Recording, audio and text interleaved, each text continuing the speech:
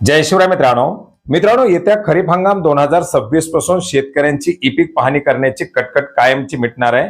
राज्य शासनाच्या माध्यमातून खरीप हंगाम 2026 मध्ये 15 जुलै 2026 पासूनच केंद्र शासनाच्या DCSMH या डिजिटल क्रॉप सर्व्हे ऍप्लिकेशनच्या माध्यमातून राज्यामध्ये ई पीक पाहणी केली जाणार आहे।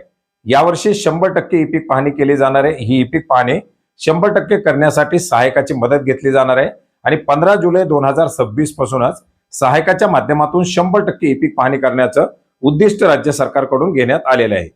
मित्रांनो, केंद्र शासनाच्या माध्यमातून प्रत्येक राज्यांना जमिनीचं क्षेत्रफळ, पिकांची लागवड, पिकांची आकडेवारी या सर्वांची माहिती देण्यासाठीचं उद्दिष्ट देण्यात आलेलं आहे। 100% माहिती या संदर्भात जमा करण्याचे निर्देश आहेत। त्यासाठी केंद्र शासनाच्या माध्यमातून निधी उपलब्ध करून दिला जातोय आणि याच अनुषंगाने याच उपलब्ध निधीमधून आता डिजिटल क्रॉप सर्व्हे ऍप्लिकेशनच्या माध्यमातून राज्यामध्ये ही ई पीक पाहणी केली जाणार आहे। एकंदरीत राज्यातील शेतकऱ्यांना ई पीक पाहणी केली जात असताना अँड्रॉइड मोबाईल नसणं, त्याच्यामध्ये नेटवर्कचं एरर असणं किंवा आणखीन बऱ्याच साऱ्या बाबी, मुदतीमध्ये ई पीक पाहणी न करणं किंवा शेतकऱ्यांना ई पीक पाहणीबद्दल अवेअरनेस नसणं, याबरोबर इतरही बऱ्याच साऱ्या त्याच्यामध्ये बाबी होत्या। चुकीच्या पद्धतीने ई पीक पाहणी केली जात होती। कापसाच्या जागेवरती सोयाबीन, ऊसाच्या जागेवरती सोयाबीन किंवा इतर पिकाच्या नोंदी लावल्या जात होत्या। याच्यामुळे पिकाची आकडेवारी सुद्धा काही प्रमाणामध्ये चुकीची येत होती आणि या सर्वांच्या अनुषंगाने शेतकऱ्यांना हा त्रास होऊ नये यासाठी आता राज्य शासनाच्या माध्यमातून संपूर्ण ई पीक पाहणी ही सहायकाच्या माध्यमातून केली जाणार आहे। मित्रांनो, यापूर्वीच आपण पाहिले याच्या संदर्भात राज्य शासनाचे एक GR निर्गमित करण्यात आलेला आहे, ज्याच्यामध्ये प्रत्येक विभागाला प्रत्येक विभागाच्या जबाबदाऱ्या निश्चित करण्यात आलेल्या आहेत। तहसीलदाराच्या माध्यमातून ई पीक पाहणीच्या सहायकाची नेमणूक केली जाणार आहे। त्यांना प्रति प्लॉट 10 रुपये, मिश्र पिकासाठी प्रति प्लॉट 12 रुपयाचं मानधन दिलं जाणार आहे आणि याच्यामध्ये जे काही गावामधील महिला बचत गट असतील, अशा महिला बचत गटातील जे काही सदस्य या ई पीक पाहणीच्या सहायकासाठी इच्छुक असतील, अशा सदस्याची नेमणूक करून ही ई पीक पाहणी केली जाणार आहे।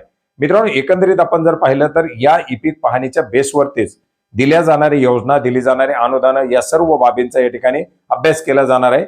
ॲग्रिस्टेकशी ई पीक पाहणी लिंक असल्यामुळे शेतकऱ्यांना ॲग्रिस्टेकचा जो मोबाईल नंबर असेल, या मोबाईल नंबरवरती ई पीक पाहणी झाल्यानंतर त्याची माहिती देखील दिली जाणार आहे आणि अतिशय तंतोतंत आणि मिळती जुळती अशी ई पीक पाहणी या डिजिटल क्रॉप सर्व्हे ऍप्लिकेशनच्या माध्यमातून केली जाणार आहे। कारण याच्यामध्ये पूर्वीची असलेली अंतराची अट ही आता 20 मीटरची करण्यात आलेली आहे।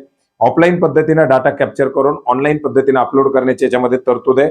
असे बरेच सारे बदल करून आता 15 जुलै 2026 पासून राज्यभरामध्ये ही ई पीक पाहणी सुरू केली जाणार आहे आणि ई पीक पाहणी सुरू केली जात असतानाच 100% ई पीक पाहणी सहायकाच्या माध्यमातून करण्याचं उद्दिष्ट याच्या अंतर्गत घेण्यात आलेले आहे। त्याच्यामुळे शेतकऱ्यांना आता याच्या अंतर्गत ई पीक पाहणी करण्याची कुठल्याही प्रकारची कटकट राहणार नाही। तर मित्रांनो, अशा प्रकारे हे एक महत्त्वाचं अपडेट होतं। आता लवकरच याच्या संदर्भातील आदेश जारी होतील, याच्या संदर्भातील पत्रकं काढली जातील आणि पुढचे जे काही निर्देश असतील ते निर्देश दिले जातील। याच्या संदर्भातील पुढील जे अपडेट येतील ते अपडेट सुद्धा आपण वेळोवेळी जाणून घेण्याचा प्रयत्न करणार आहोत। भेटूयात नवीन माहितीसह, नवीन अपडेट्ससह। धन्यवाद।